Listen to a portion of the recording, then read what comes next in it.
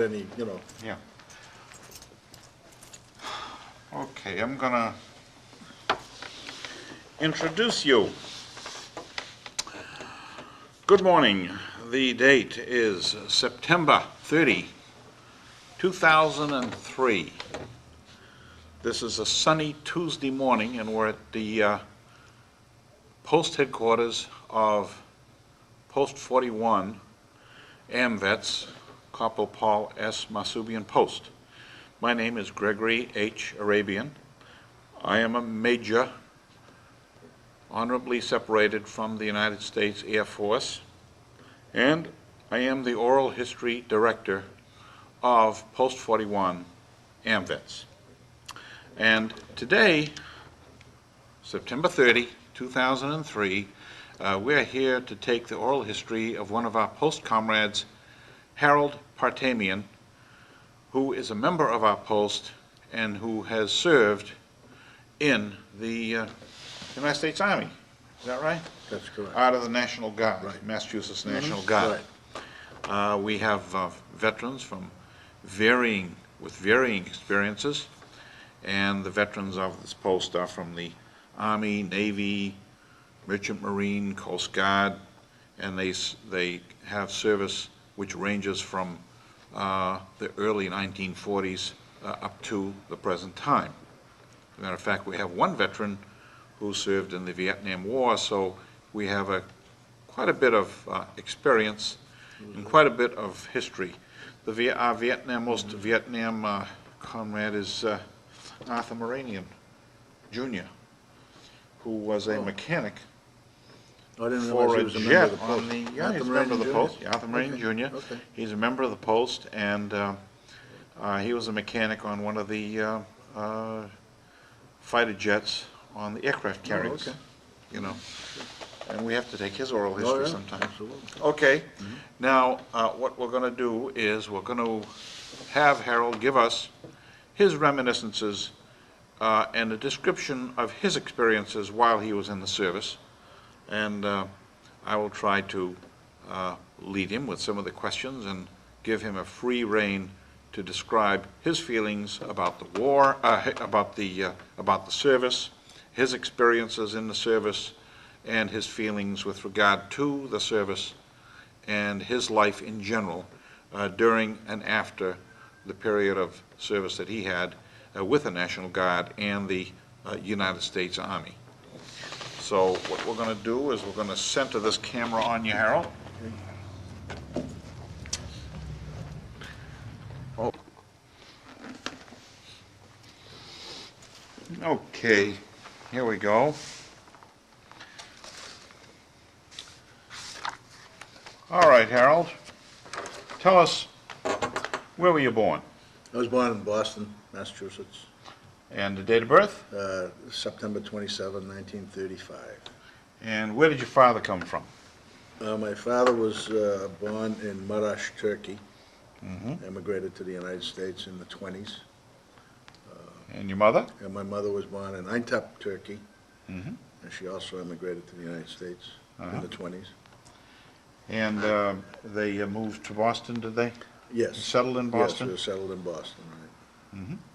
Actually, it was Dorchester, which Dorchester, is part of Mass. Boston, yeah. Right.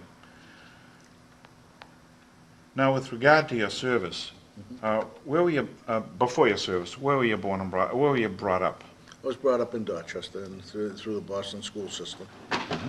Went to grammar schools and then I went to Boston Latin School, which I graduated from in 1953. Mm-hmm. From there, I went to the Massachusetts College of Pharmacy and got my degree in pharmacy, 1957. So you were a pharmacist? Yes, I am. And do you practice pharmacy at the present time? I'm currently retired, but I'm not practicing pharmacy at the present time. How long were you a pharmacist? Well, I've been a pharmacist since 1957 when I graduated from school up until the present. I'm still a pharmacist, but I'm not practicing. And you have your license to practice I do have pharmacy? my license to practice, yeah.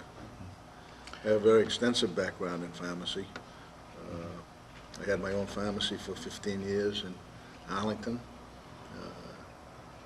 When I gave that up, I went to work for the Commonwealth of Massachusetts as a pharmacy inspector for the State Board of Pharmacy eventually in 1987 became the executive director of the State Board of Pharmacy for 8 years, retiring from the Board of Pharmacy in 1994, at which time I was asked by a friend of mine who was a supervisor at the VA hospital in West Roxbury to come and work there part-time in the pharmacy, which I did.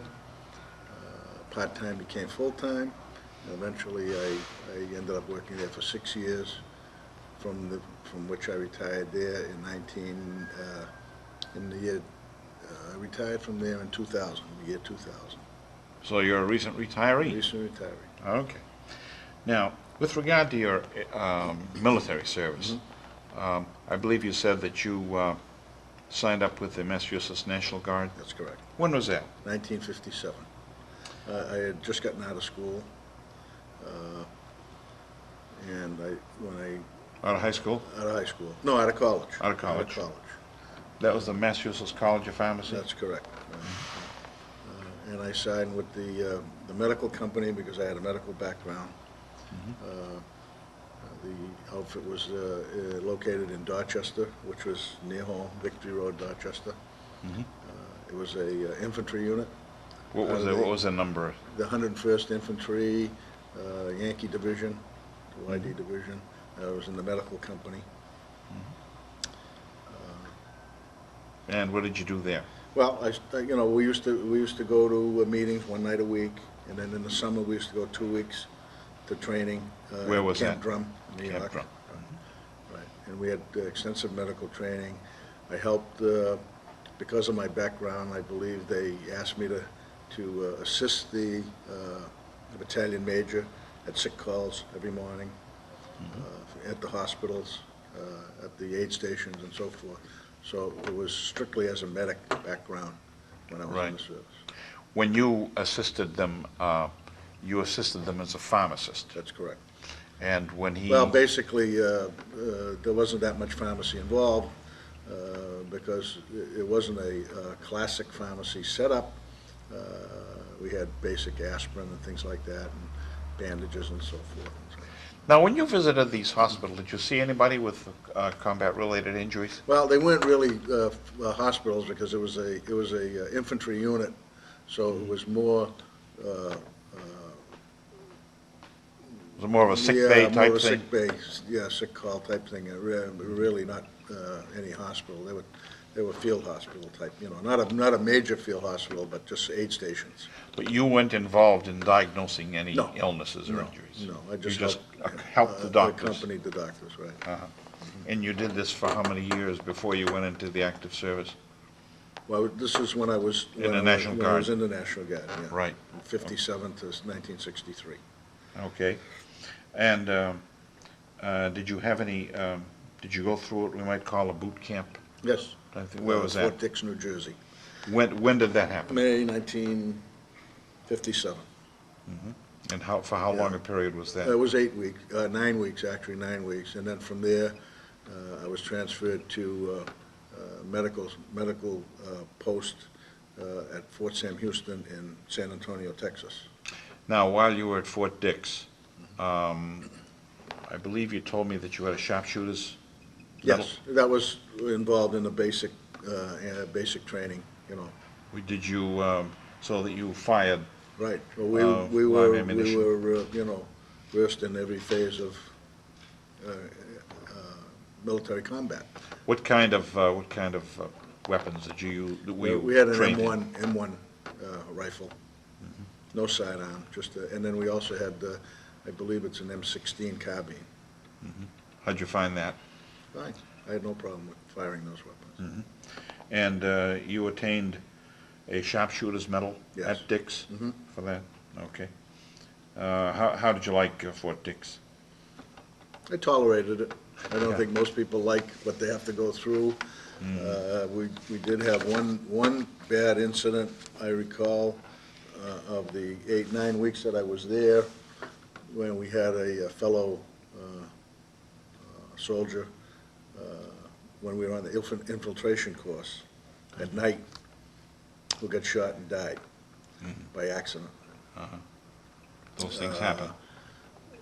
Nobody really knew how it happened. When it happened, they had to turn the lights on, and An investigation ensued upon that. The gentleman he was local, he was from Plymouth, Massachusetts, I believe, from what I remember, and he was just recently married, and his wife was pregnant with a Yeah. child. So it was a sad situation. I remember that because it happened it's like it happened yesterday. I can actually see. Was it a sobering experience for you? Very sobering, yeah, because you- actually he was only about 10 yards away from me, a little bit in front of me, but 10 yards away from me.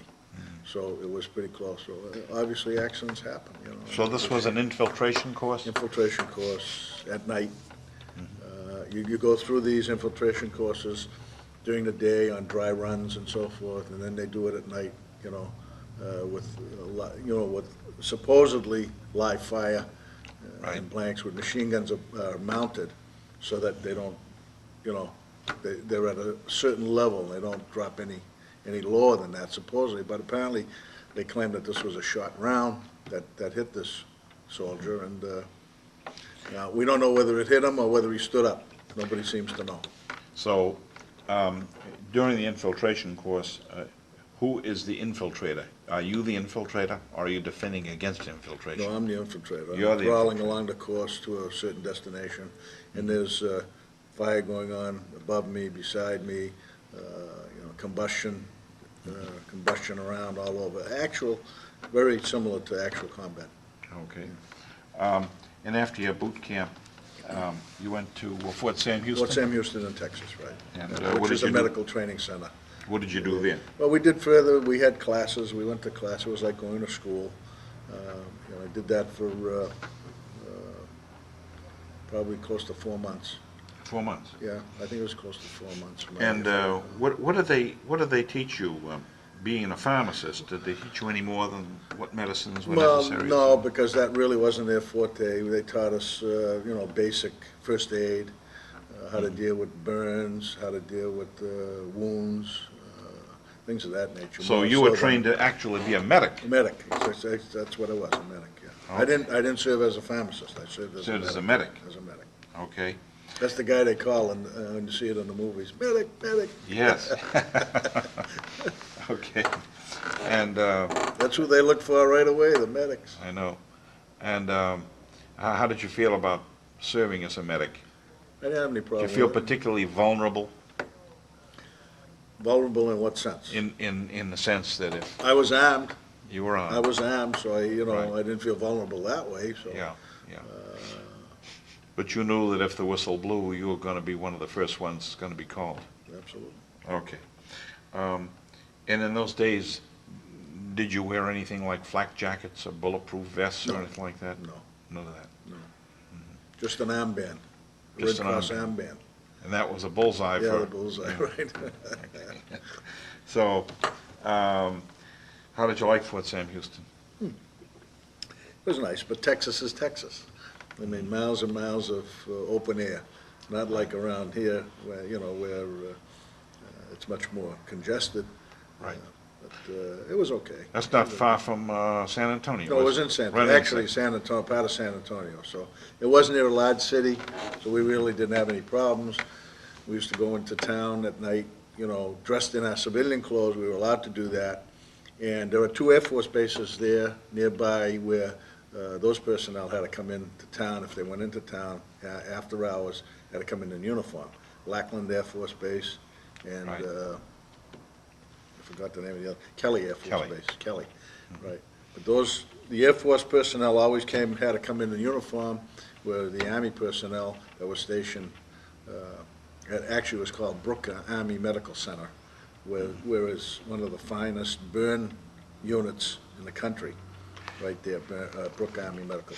And we could go into town with. Why did you go into town not in uniform? Why did you go into town civilian? Well, it was just in. It was easier, more comfortable? Yeah, R&R, yeah, really, yeah. There was no resentment by the local populace? No. Of course, they depended upon Not that I you. know of, but obviously, if you meld right into the personnel, into the population when you're in civilian clothes, rather than standing out when you're in uniform. Right, right. Did the local people there see you as a member of the Army? Did they recognize you as a member of the Army, or How did you meld in with the local people? We had no problem with them. And you know, there were no incidents that I recall when I was there that, we didn't deal that much with, in town anyway. I mean, when we went in town, you know. You go to a restaurant, or Yeah. whatever it might be. Right, or a movie or something, you know. How did you like San Antonio? Yeah, it was nice city. It's a lot changed, though. I went back, this was in 1957 when I was there, and I went back there as a pharmacist to a pharmacy convention back in 1988, which was 31 years later. Yes. And there was quite a bit of a difference, especially in the Riverwalk area. I don't know if you're familiar with San Antonio. Yes. That Riverwalk area was not there in 1957. It was one of the toughest areas in San Antonio, is to pull bodies out of that river. Really? But today, as it was in 1988, it's all built up with hotels. a show place. It's a show place. It really is. It's very nice. Yeah. Well, having served Lackland Air Force Base for a while. Well, you know that. I know. You know the area. Yeah. Now, you spent a number of months at Fort Sam, the Brooks Army Medical Center. You said that had to do, it's a good burn center? It's a burn center. It's an outstanding burn center. Yeah. Yeah, for military personnel. And did you deal with any of the victims No, there? no, I didn't. Actually, we weren't involved. It was, Brooks Army Medical Center was a separate entity, but it was in the same grounds. And did most of your service, was most of your service at Fort Sam? Yes. Well, for a good 4 months out of the 6 that, the active years that I was, the active months that I was in there, Yeah.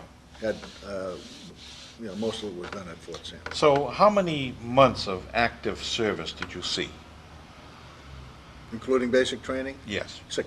6 months. 6 months. Okay. And then 5.5 years of active reserve, National Okay. Guard. During the That's what I 5.5 was years of active reserve, were you involved in any other actions? Such No, as the Cuban Missile Crisis? No, or anything actually, like that? you mentioned it, we were alerted, the unit was alerted. And I don't know if you're familiar with it, but in the National Guard, if a unit is alerted, you can't be pulled out of a unit as an individual. If you're activated, the entire unit gets activated. If, as opposed to the Army Reserve, where they can come in and pull you out as a particular Right. specialist with an MOS that, you know, that they need, they can't do that with the National Guard. That was, it was. They have to bring the whole unit up. Entire unit. And we were alerted in 1961, I remember with the Berlin crisis, the Bay of Pigs and so forth, and we were all set to go over to Germany. So you were alerted But twice? yeah, we were alerted, but we were never actually called into active duty. Okay. How did you feel about that? I was kind of relieved, You obviously. didn't, yeah, but did you resent being alerted, or did you say? No, that was, You had to do that it. was what we were there. I mean, we were there to, you know, to serve the country, and, you know, if we got called, we got called, you know. You didn't have any feeling with regard to protesting against No. any God, no. war or No, anything like no, that? No, God, no. Okay. So, you continued to serve in the National Guard, and how did your folks feel about that? When you went away, did you write to them? Well, I don't at some know, point? actually, I got married in 1959, so I got married while I was, you know, in the interim there. Yeah, I don't really know how they, you know, I would assume that they were, you know, concerned, you know, right. that Did something you might happen. maintain but yeah. communication Oh, with yeah, them? You yeah, wrote back and forth? absolutely, yeah, Phoned them? yeah, Came to see them? yeah. And how did you find yourself dealing with the other units, other people in your unit? I had no problem dealing with All it. teamwork? I'm a people person. Work together? Yeah, I'm a Oh, people person. I get along with everybody. I try to get along with everybody. Okay. Have you returned, you say you had a pharmacy convention in San Antonio. Have you ever had any reunions with some of the people in your guard unit? No. You've No, never that gone is- back to the? No, Yeah. no. I think you told me that the Yankee division was disbanded. Yes, I believe it was disbanded about 3 or 4 years ago. Now, with regard to any other reminiscences you have of the service, do you have any? other than your No. experiences at Dix and Fort Sam? No, not really, because I didn't serve any combat. I didn't see any combat, so I can't, relate. But you were available, I was available. and you sure. made yourself Yeah, available? absolutely. Okay. Yeah. So you put your life on the line if they needed it? I would think so. Okay. Has the... Because it was a combat infantry unit, Right. you know? Has the field of pharmacy has it changed much since then and now? The field of pharmacy? Yeah. As regard to the service or in Both. general? Both. I can't speak for what it's like in the service, Uh, but yes, it has changed drastically outside the service. There's been so many drugs Many going out on changes, the market. many changes, constantly changing, daily, Yeah. daily. Did you have any problem with drugs and people in the service taking drugs? Other No, than for I medical never, I purposes? never encountered anything personally, as far Mm-hmm. as, I don't doubt that there was, but, You've never seen any I've of it? never seen any of them. Okay. Now, you went to the Mass College of Pharmacy before you went into the service, That's correct. and Yeah. you didn't have any GI Bill No. benefits. So why is it that you joined the service? Why is it that you went into the National Guard? The war was over. Yeah, that's true, the war was over. I guess I had an obligation, and I felt this was the best way to do it. At least I'd be home. I'd only have to go one night a week. And the draft was all And, over. yeah, Was this a no, volunteer? there was no act? draft. This is a It was- purely yeah, voluntary act volunteer, on your part. right. So is it fair to say that this was pretty much of an act of patriotism? Well, I guess Well, that's what you could call it, I Yeah, suppose. I mean, you just felt Yeah, that it was your right. obligation I was not to defend drafted, your so, country, yeah, right. and you did so. Right. You could very well have not gone. Right, You could have followed your career right. and presumably made more money, Mm-hmm. but you did make the sacrifice and go through the service. Mm-hmm. Is there any other reason than that you joined? No. Was it that other people were joining and you wanted to join with them? Well, when there was a gentleman named Judge Talatinian, who happened to be my first sergeant in the outfit. Right. And maybe that was one of the reasons that I joined, because we were friendly, and he was the head honcho Right. to speak of, being first sergeant. And he said, "Why don't you come in? We can use a pharmacist in the outfit, and you'd help the doctor and so forth." And maybe that was one of the reasons that I did do that. Did you have any opportunities to socialize with people in the Guard that you were associated with before, No. during, or after your No, we didn't really. I experiences? didn't socialize with any of them. No. Yeah. Except for Judge. George. Judge Talatinian. Do you find yourself seeing them at all at the present time, or? No, I don't see Anytime anybody. after. Talatinian's passed away. Oh, Passed yes. away quite a while ago. Yeah. Now, after your, now, when was your obligation with the National Guard over with? 1963. And how many years did you serve? Total of 6 6. years. Total of 6. So the obligation was for you to serve for 6 years. 6 months and 5.5 years of reserve. Okay. And for that 5.5 months, you were on call if needed. Yes. Right. Okay. You mean the 5.5 years? 5.5 years. Yeah. You were on I'm still call. part of the outfit. So if Yeah. if the outfit was activated, then we were gone. You were gone. Yeah. Okay.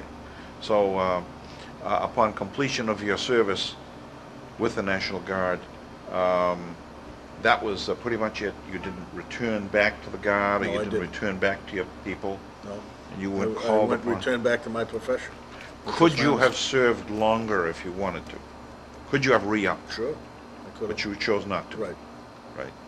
And so that you were a pharmacist, and then you continued your pharmacy career, not only privately, but also in the VA Yes. and through government sources, okay? And you, State government and federal. state and federal, okay. Would you say that your experience with the service was a good one? Yes, I would. And would you encourage people these days to recognize their patriotic duty and Absolutely. join the service? Absolutely. Right. All right. Is there anything that I've left out? Anything that you can recall of the service that was either good or bad or whatever it might be? No, not really. I had, it was pretty much as I related it. I don't Did they have- utilize your services? Not as a Interesting. pharmacist so much, Yeah. but with the, medical training that took place, we used that in the field. Did the medical training that you have broaden your fields in pharmacy? Oh, yeah, absolutely. So you had an idea as to what this, that, or the other Yeah. medicine will Yeah, do for a yeah, person? Right, and bandaging and so forth, and Yeah. wounds, and, So you had an idea, you had a broader idea of what drugs did do sure. in your civilian life Right. by virtue of the fact. Well, that was an advantage Medical. going into Yeah. the service. It was an advantage. Yeah. But I didn't really use it as an advantage. Right. Because I didn't have the opportunity to do that. But if necessary, it was there. It was there. Right. Okay.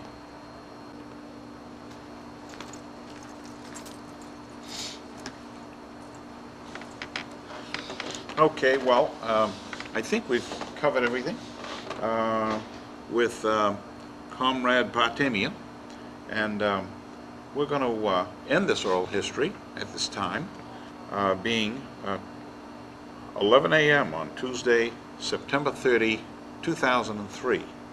And I want to thank you, Harold, for participating in the oral history program. It was my pleasure, and I highly commend you for doing this oral history project. I think it's well performed and well thought of, and it's going to be an asset to this post. I think so, because it's very important, especially since the age of the members of the post are Right. well beyond 70 years old, that we do the oral history project as fast as we can. I guess I'm probably one of the younger members. of the Yes, post, I am too. And while we have the initiative, and while we have the strength, and while we have the interest to get these people to give us the story, because so many people don't want to give us stories, Yeah. either because they were Well, involved I in guess too it- much yeah, combat, I guess it brings up some bad memories. brings up bad memories. Other people, like Doc Massarian, said it was amazing that he was able to give it. He said, because nobody ever asked me Right. for any of this stuff. So I've never Um, been asked either, now that you mention it. I just, Yeah. I think it's instructive to describe how your feelings are, your feelings of loyalty to the government, loyalty to your country, and see where you came from the past and where you are in the future, and how you lived your life, so that people who will probably be seeing this 5, 10, 15, 25 years down the road, when we're gone, Right. we'll have some idea as Well, to. I intend to be some here for another historical- few years. I intend to be here, hope so too. But I'm sure that Yeah. 50 years down the Oh, road, well, okay. we probably won't be I won't around. pushing that, I guess. And, No, I feel that what I did my part, Right. and I did it willingly, Mm-hmm. and as a good American citizen. well, I enjoyed my stint in the service. Yeah. You mentioned Lackland Air Force Base. Mm-hmm. That was the first base in which I served in 1954. Okay. And that was a wonderful base. Right. San Antonio was a Right. wonderful town. Yeah. And I spent a lot of my time in Texas. Okay. And I think that my personal feelings about service were that the government treated us very well. And I suppose that with regard to all veterans, all this goes along with the proviso that when the time comes, you have to give your life. Right. And when that time comes, then you have to decide where the rubber meets the road, whether or not you're willing to do so to preserve our way of life. There was one area that I neglected Oh, to yes, let me mention. ask you something. Yeah. Post 41. Yeah. When did you join Post 41? Oh, it was back in the 60s. We had a bowling league here, and I joined the bowling league, and then became a member of the post. And I've been a member of post since the 60s. So that's quite a way. Although my membership card doesn't indicate that for some reason. I don't know why. Who influenced you to join the post? Oh God, I don't remember. Any idea who was commander at the time? Casey Bajorian? Jimmy Bajorian? Don't recall. We've had so many commanders. I know. And we've had so many So past we have one commanders, every year or two, you know, and Yeah. so we're talking about 30 Yeah. or 40 different commanders. But you've been pretty active in the post. Yeah, And you enjoy the camaraderie that we have, absolutely. I try to make all the meetings. as well as the meals. Meals help. The meals always help. Okay. That one area that I neglected to mention to you, Go ahead. that when we were in San Antonio, at Fort Sam Houston, there was a camp that we used to go to outside on the outskirts of Fort Sam called Camp Bullis. Uh-huh. I don't know if you're familiar with that. You've been in that area. That was an outpost of Fort Sam. We did a lot of training there. Mhm. You know, so we shuttled back and forth. It might have been like 4 or 5 miles outside of Camp Bullis? Camp Bullis. I don't recall BULLIS, that, yeah. but what did you do there? Well, it was a lot of the field operations took, the target ranges and so forth, and everything was out there. A lot of that was out there. I remember serving guard duty one night on the Austin Highway, and saw the deer crossing the highway in the middle of the night. So They have deer in yeah, Texas. deer, at that time they did. I don't know what they With have regard now. to the, but yeah, it was the Austin Highway, and the guard Really? post was right on the highway. Amazing, Yeah, amazing. yeah. Maybe you And, should have cut That was the yourself only, a I think, deer. the only time that I served guard duty. Well, we're gonna terminate the oral history here, and Harold, thank you very much. Thank you. All right, and Greg, thank you I very really much. We'll see you. appreciate it. Okay.